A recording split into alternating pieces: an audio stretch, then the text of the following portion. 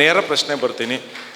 ಗುರುಗಳಿಗೆ ಗೊತ್ತಿದೆ, ನಾನು ಕರ್ನಾಟಕ ರಾಜ್ಯ ಮಕ್ಕಳ ಹಕ್ಕುಗಳ ರಕ್ಷಣಾ ಆಯೋಗದಲ್ಲಿ ಕೆಲಸ ಮಾಡ್ತಾ ಇದ್ದೀನಿ. ಇವತ್ತು ಮಕ್ಕಳ ಹಕ್ಕುಗಳ ಕ್ಷೇತ್ರದಲ್ಲಿರುವ ತುಂಬ ದೊಡ್ಡ ಬರ್ನಿಂಗ್ ಇಶ್ಯೂ ಗುರುಗಳೇ teenage pregnancy.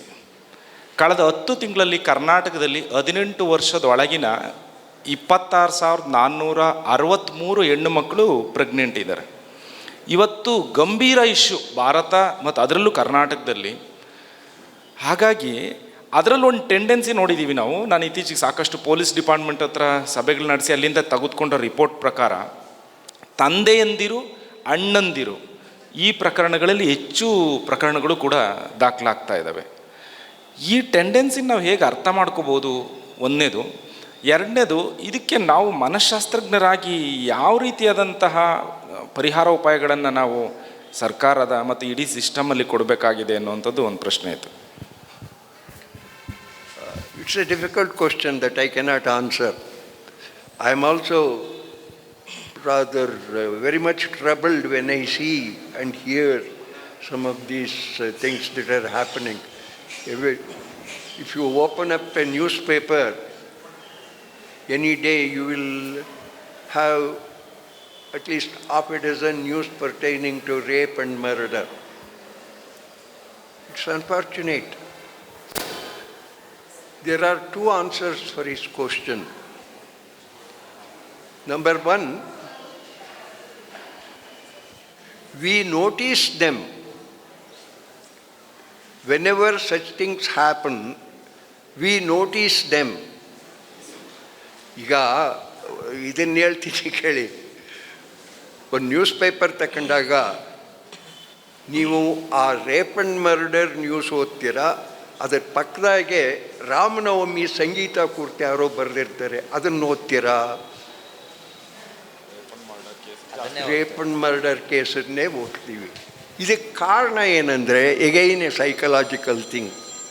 One of our evolutionary psychologist shed, we are prone to notice the negative rather than the positive.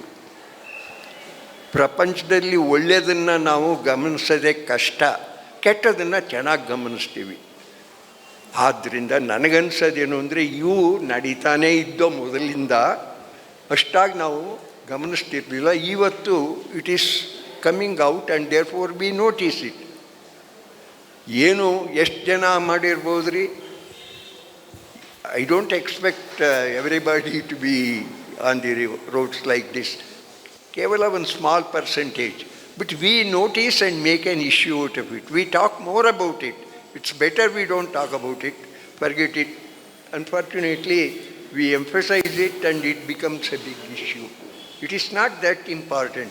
A very small group, 5%, I don't think even 5%, it's a very small percent. ಏನೂ ಮಾಡೋಕ್ಕಾಗಲ್ಲ ರೀ. ನಾನು casually ಒಂದು ಕಾನ್ವರ್ಸೇಷನ್ನಲ್ಲಿ ಹೇಳಿದೆ, 90% of the married people are unhappy.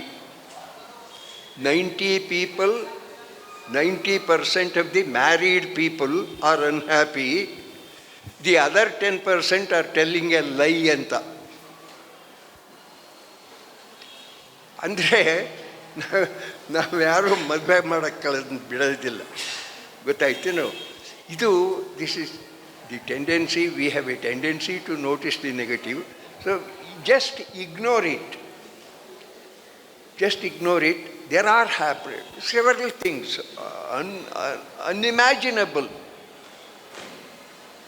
I just mention them. It is nauseating for me to mention what has happened, which is reported in the newspaper, and we notice it and remember it, not the good things that are happening so you talk about the good things that are happening in the society rather than these small mistakes. I think things will be better. ಧನ್ಯವಾದಗಳು sir. B Sharadoli sir. ಎಲ್ಲರಿಗೂ ನಮಸ್ಕಾರ sir. ಕನ್ನಡದ ನುಡಿಗಟ್ಟುಗಳ ಮೂಲಕ, ಕನ್ನಡದ ನುಡಿಗಟ್ಟುಗಳು, ಗಾದೆ ಮಾತು ಅಂದರೆ ಉದಾಹರಣೆಗೆ ತಾಯಿಗಂಡ ಅನ್ನೋದು, ಆಮೇಲೆ ಮರ ಮುಪ್ಪಾದರೂ ಉಳಿ ಮುಪ್ಪಾಗಲ್ಲ ಅನ್ನೋದು, ಮತ್ತು ಬ್ರಹ್ಮ ಸರಸ್ವತಿಯನ್ನು ಮದುವೆ ಆಗಿರೋದು, ಇವುಗಳ ಹಿನ್ನೆಲೆಯಲ್ಲಿ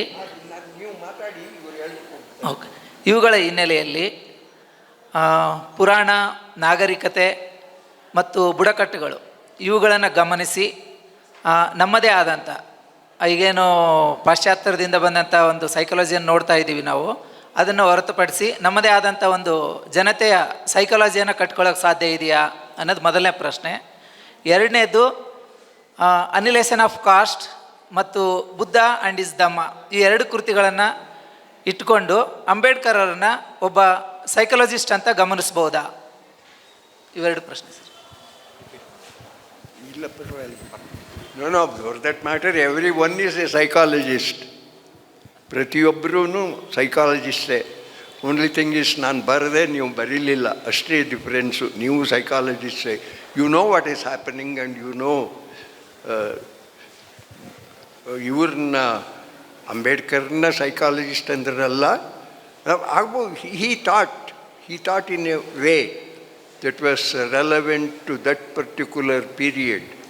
But you don't have to accept all that he has said. Even he might have made certain...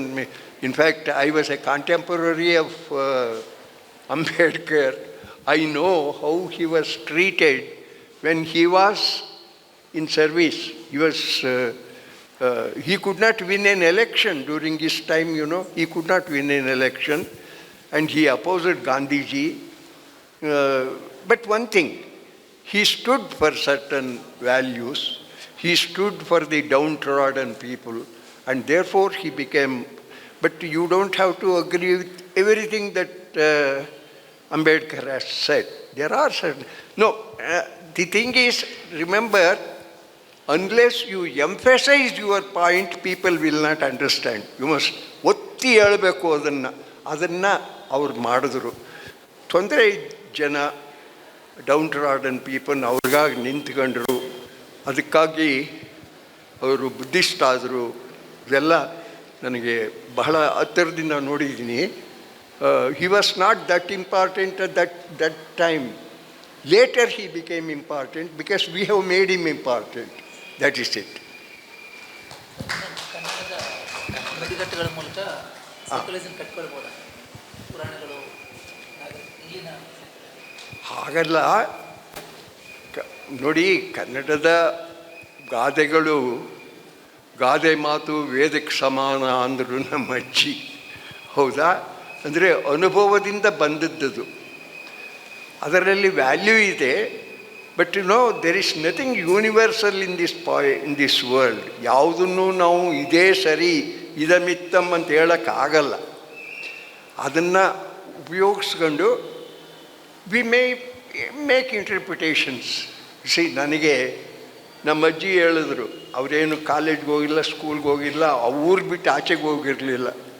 ಅವರು ಒಂದು ಮಾತು ಹೇಳಿದ್ರು, ನನಗಿವತ್ತು ಅದನ್ನು ನಾನು ಪಾಲಿಸ್ತೀನಿ.